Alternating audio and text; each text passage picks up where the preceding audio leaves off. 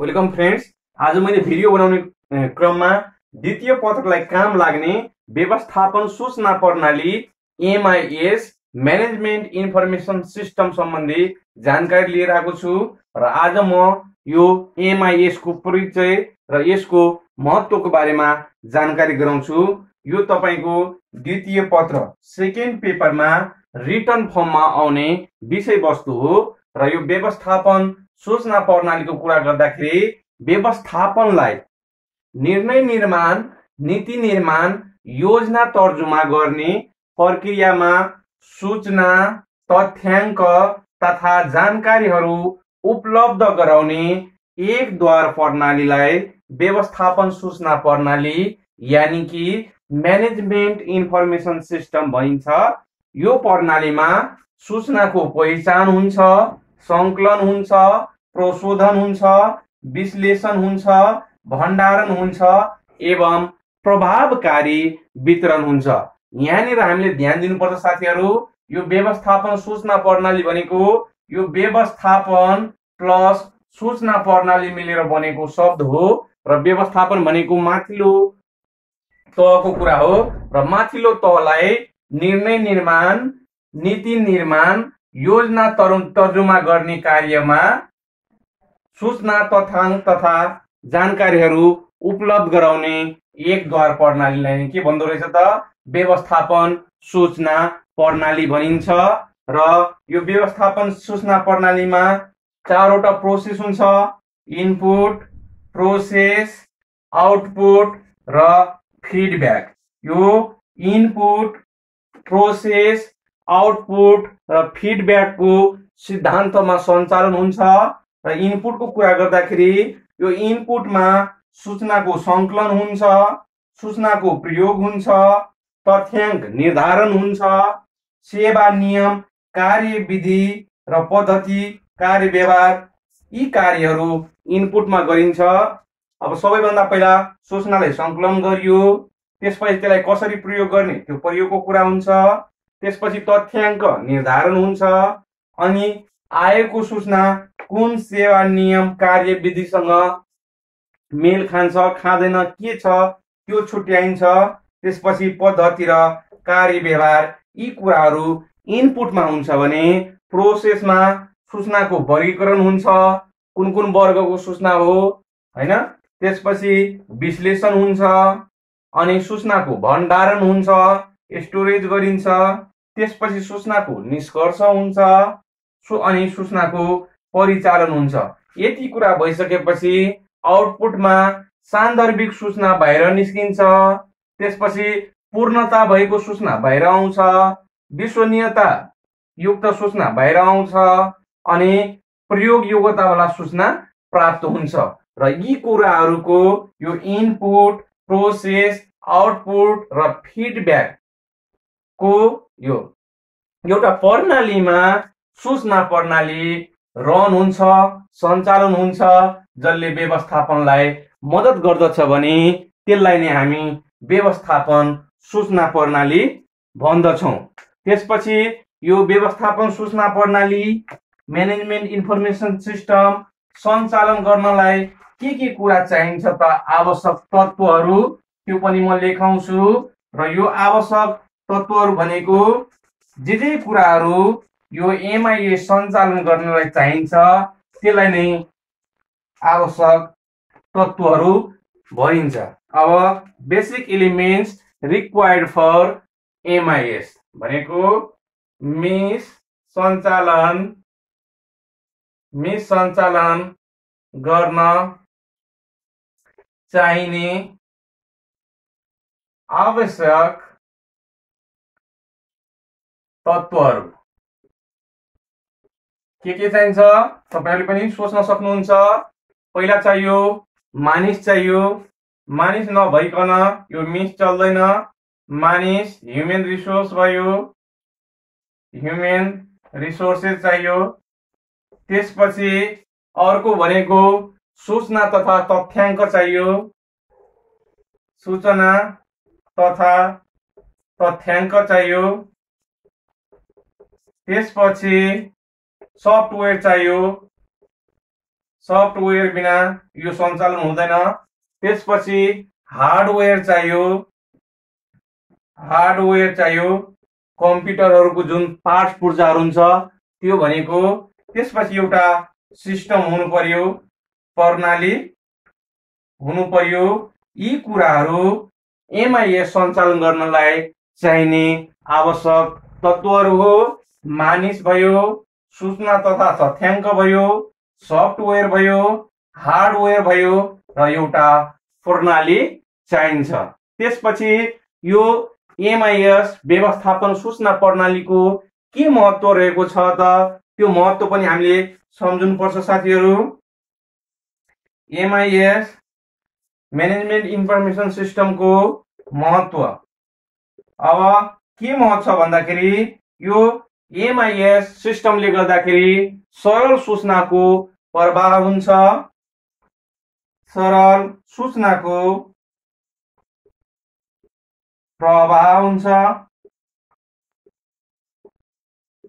त्यसपछि सरल सूचनाको प्रवाहपछि सहज सूचनाको प्रवाह हुन्छ। सहज सूचनाको प्रवाह हुन्छ। त्यस्तै शीघ्र सूचनाको प्रवाह हुन्छ। शीघ्र सूचनाको प्रवाह हुन्छ। त्यसपछि म यतातिर लेखाउँदैछु, शङ्का गर्नु नपर्ने, शङ्का गर्नु नपर्ने सूचनाको प्रवाह हुन्छ। त्यस्तै सान्दर्भिक सूचनाको प्रवाह हुन्छ। सान्दर्भिक सूचनाको प्रवाह हुन्छ। त्यस्तै सामयिक सूचनाको प्रवाह हुन्छ। सामयिक सूचनाको प्रवाह हुन्छ। अनि यी कुराहरूलाई हामीले विभिन्न स भनेर पनि याद गर्न सक्छौँ साथीहरू। सबाट सरल सूचनाको प्रवाह हुन्छ, अर्को सबाट सहज सूचनाको प्रवाह हुन्छ, फेरि अर्को सबाट शीघ्र सूचनाको प्रवाह हुन्छ, शङ्का नगर्नुपर्ने सूचनाको प्रवाह हुन्छ, सान्दर्भिक सूचनाको प्रवाह हुन्छ, सामयिक सूचनाको प्रवाह हुन्छ। त्यसपछि आवश्यक सूचनाहरू आवश्यक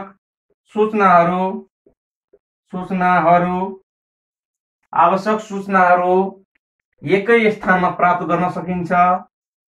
एकै स्थानमा प्राप्त गर्न सकिन्छ। त्यस्तै सूचना तथा तथ्याङ्कमा एकरूपता कायम हुन्छ अनि सङ्गठनको दक्षता एवं प्रभावकारितामा वृद्धि हुन्छ। सङ्गठनको प्रभावकारितामा वृद्धि हुन्छ।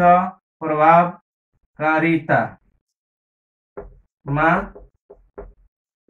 वृद्धि हुन्छ। एकचोटि म फेरि यसलाई रिपिट गरेँ। म्यानेजमेन्ट इन्फर्मेसन सिस्टमको के महत्त्व छ भन्दाखेरि यो म्यानेजमेन्ट इन्फर्मेसन सिस्टमले गर्दाखेरि सरल सूचनाको प्रवाह हुन्छ, सहज सूचनाको प्रवाह हुन्छ, शीघ्र सूचनाको प्रवाह हुन्छ, शङ्का गर्नु नपर्ने सूचनाको प्रवाह हुन्छ, सान्दर्भिक सूचनाको प्रवाह हुन्छ, सामयिक सूचनाको प्रवाह हुन्छ, आवश्यक सूचनाहरू एकै स्थानमा प्राप्त गर्न सकिन्छ, सङ्गठनको प्रभावकारिता कार्यतामा वृद्धि हुन्छ। त्यस्तै विवाद समाधान एवं परिवर्तन व्यवस्थापनमा सहायता प्रदान गर्छ यो एमआईएस ले। त्यही भएर अहिले सङ्गठनमा अहिलेको अफिसहरूमा यो एमआईएस को धेरै महत्त्व रहेको छ। अब एमआईएस का केही दुर्बल पक्षहरू पनि छ, त्यो दुर्बल पक्षहरू पनि म लेखाउँछु। कहिलेकाहीँ परीक्षामा यो म्यानेजमेन्ट इन्फर्मेसन सिस्टम भनेको के हो, यसका महत्त्व र दुर्बल पक्षहरू लेख्नुहोस् भनेर सोधिन्छ र धेरै पटक सोधेको प्रश्न पनि हो यो र सजिलो पनि छ। यो नासु खरिदारमा प्राय जसो धेरै सोध्छ र कहिलेकाहीँ मात्रै अफिसरमा सोध्ने प्रश्न हो यो। त्यसपछि रहेको छ मिसका दुर्बल पक्षहरू। मिसका दुर्बल पक्ष अथवा बेफाइदाहरू। बेफाइदाहरू। अब मिक्सका केही दुर्बल पक्ष र बेफाइदाहरू पनि छ, त्यो हामी बुझ्ने प्रयास गर्छौं। यो खर्चिलो प्रणाली हो, खर्चिलो प्रणाली हो, अनि यो सानो सानो अफिसको लागि उपयुक्त हुँदैन। सानो सानो संगठन कार्यालयको लागि उपयुक्त हुँदैन, उपयुक्त हुँदैन। अब सानो अफिसमा धेरै खर्च गर्दाखेरि त्यो अलिक गाह्रो हुन्छ, त्यही भएर यो खर्चिलो प्रणाली पनि हो, अनि सानो सानो संगठन र कार्यको लागि उपयुक्त पनि हुँदैन। त्यसपछि एउटा युनिटमा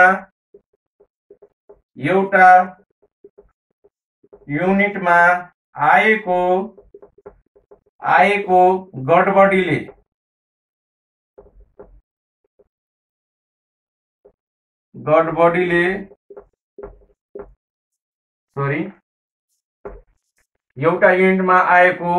गडबडीले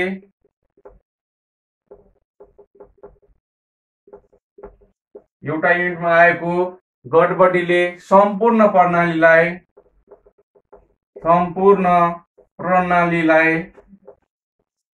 असर गर्दछ।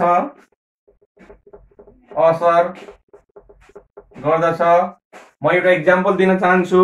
कहिलेकाहीँ हामीले लोकसेवाको साइट खोल्दाखेरि यदि लोकसेवामा सर्भर डाउन भएको छ भने, केही भएको छ भने, त्यसले सम्पूर्ण साइट हेर्ने र त्योबाट रिलेटेड अफिसहरूलाई प्रभाव पारेको हुन्छ।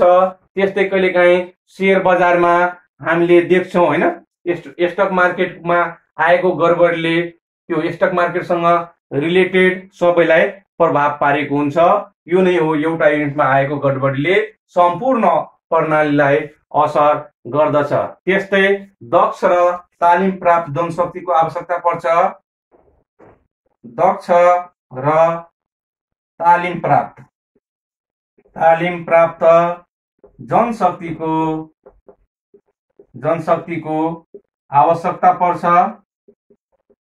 आवश्यकता पर्दछ।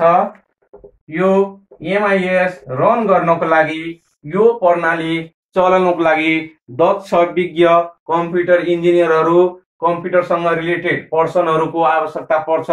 जो पाए त्यहीले यो रन गर्न सक्दैन, त्यही भएर यो दक्ष र तालिम प्राप्त जनशक्तिको आवश्यकता पर्छ भनेको।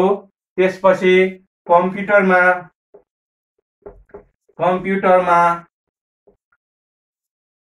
आबद्ध हुने हुँदा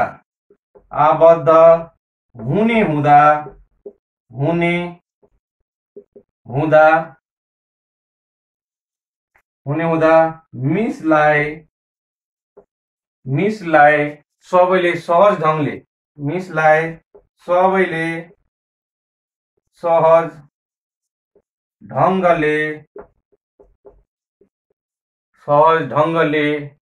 उपयोग गर्न सक्दैन। यो कम्प्युटरमा आधारित भएकोले कम्प्युटर नजानेको व्यक्तिहरू है, अशिक्षित व्यक्तिहरूले यो प्रणालीलाई उपयोग गर्न सक्दैन। यो चाहिँ मिसको दुर्बल पक्ष हो। कहिलेकाहीँ मिस भनेको के हो, यसको महत्त्व के छ र यसका बेफाइदाहरू अथवा दुर्बल पक्ष लेख्नुहोस् भने पनि सोधिन्छ। यो खर्चिलो प्रणाली हो, सानो सानो संगठन र कार्यालयको लागि उपयुक्त हुँदैन। एउटा युनिटमा आएको गडबडीले सम्पूर्ण प्रणालीलाई असर गर्दछ। त्यसपछि दक्ष र तालिम प्राप्त जनशक्तिको आवश्यकता पर्दछ। त्यस्तै कम्प्युटरमा आबद्ध हुने हुँदा मिसलाई सबैले सहज ढङ्गले उपयोग गर्न सक्दैन। र यी भए यसका दुर्बल पक्षहरू, बेफाइदाहरू। र यो दोस्रो पत्रमा आउने खालको प्रश्न हो साथीहरू, यो प्रथम पेपरमा आउँदैन। र यस्तै जानकारीको लागि तपाईहरूले हाम्रो च्यानल स्मार्ट एजुकेसनल ट्रिकलाई सब्स्क्राइब गर्न सक्नुहुन्छ। र भिडियो मन पर्यो भने लाइक गर्नुहोला, कमेन्ट गर्नुहोला। धन्यवाद।